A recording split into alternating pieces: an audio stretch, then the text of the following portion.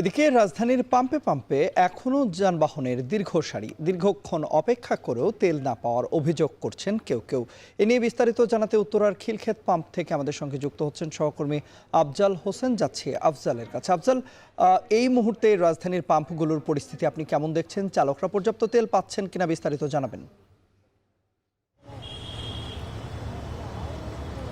তন্ময়, ঈদের মধ্যে রাজধানীর যে ফিলিং স্টেশনগুলোতে দীর্ঘ সারি ছিল, সেই দীর্ঘ সারি এখনও দেখা যাচ্ছে। তবে এখানে যারা অপেক্ষা করছেন ক্রেতারা, তারা জানিয়েছেন যে ঈদের সময়ে 5 ঘন্টা 6 ঘন্টা পর্যন্ত তাদের অপেক্ষা করতে হচ্ছে। সেই তুলনায় এখন কিছুটা অপেক্ষার সময় কমে এসেছে।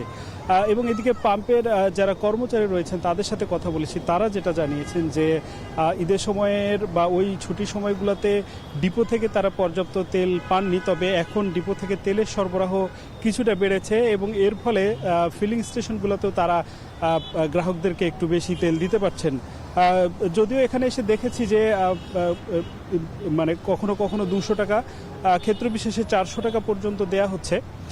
কিন্তু আবার এরকম বেশ কয়েকজন অভিযোগ করেছেন যে যারা এখানে পেট্রোল স্টেশন কর্মচারী রয়েছেন তাদেরকে কিছু বাড়তি টাকা দিলে তাদের যে তেলের ট্যাঙ্কি রয়েছে সেটাকে ফুল করে দিচ্ছেন। তো এরকম ছোটোখাটো কিছু অভিযোগ রয়েছে। এছাড়া আসলে স্বস্তির খবর জানাচ্ছেন যে ঈদের সময়ের যে লম্বা অপেক্ষা ছিল সেই অপেক্ষার সময়টা কমে এসেছে এবং দু একজন জানিয়েছেন যে ক্ষেত্র বিশেষে 1 ঘন্টা থেকে 1.5 ঘন্টা অপেক্ষা করলে তাদেরকে তেল পাচ্ছেন।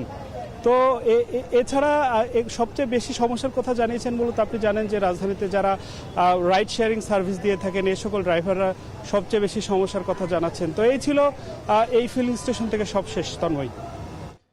সহকর্মী আফজাল হোসেন আমাদের সঙ্গে যুক্ত হয়েছিলেন উত্তরা থেকে, জানাচ্ছিলেন এই মুহূর্তে তেলের পাম্পের সবশেষ খবরাখবর।